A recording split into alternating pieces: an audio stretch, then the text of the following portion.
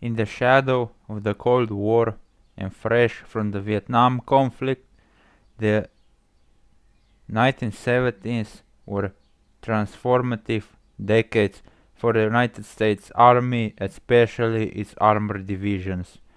These heavy hitters of the battlefield were reshaped to meet the new kind of threat of mechanized war in Europe.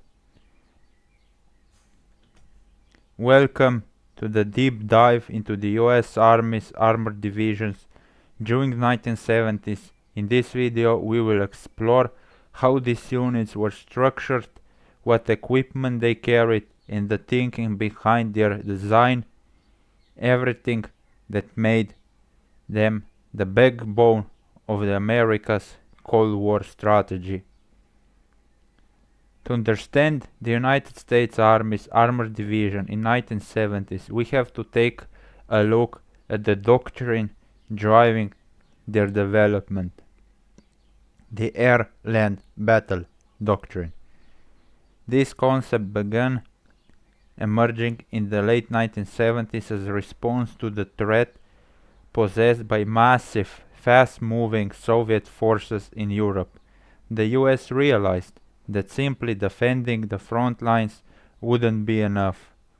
Air-land battle emphasized deep strikes, fast movement, and close coordination between ground forces and aircraft. The goal was to disrupt the enemy not just at the front but deep in their rear areas. Command posts, supply lines, reinforcements, everything was fair game. This doctrine required units that were highly mobile, heavily armored, and able to integrate air and ground operations. That's exactly why armored divisions were structured the way they were, as flexible combined armed forces capable of rapid deployment, overwhelming firepower. During the 1970s, the US Army maintained multiple divisions,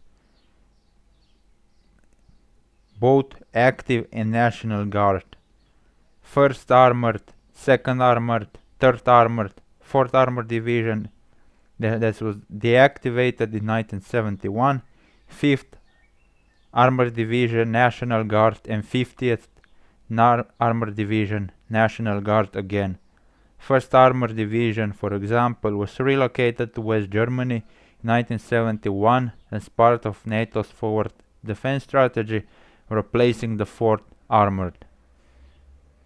Each armored division was designed for better flexibility. The average strength ranged from 17,000 to 20,000 soldiers. Each division included 3 maneuver brigades, a mix of tank and mechanized infantry, division artillery with mobile self-propelled howitzers, division air support, responsible for logistic and maintenance, and combat aviation battalion, providing air support and reconnaissance. These organizations gave divisions the ability to operate independently in high-intensity combat.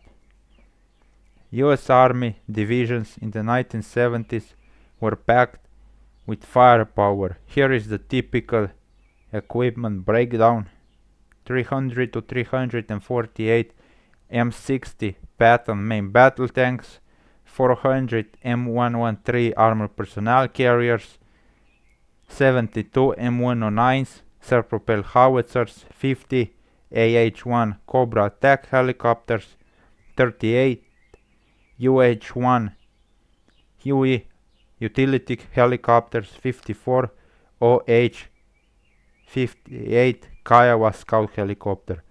M115 Sheridan were used by airborne and recon elements. Every vehicle had a role supporting fast and powerful operations. These divisions weren't just sitting idle, they were the front line of NATO's defense strategy. Most were stationed in West Germany, ready to respond to any Soviet invasion. They were They participated in massive exercises, REFORGER, Return of Forces to Germany, which simulated the rapid deployment of US units to Europe. 3rd Armored Division, based in Frankfurt, known as the Spearhead, was one of the most powerful formations in Europe. Constant readiness and top-tier equipment. The armored divisions of 1970s were built for speed, firepower and flexibility. They weren't just leftovers from World War II, they were forward-looking, guided by new doctrine, modern equipment. These divisions laid the foundations for how the US would fight in the future, from the Cold War to the Operation Desert Storm. If you enjoyed the breakdown of United States Army's armored power in the 70s, hit the like, subscribe, and sound off in the comments what's your favorite Cold War era unit. Thank you for watching.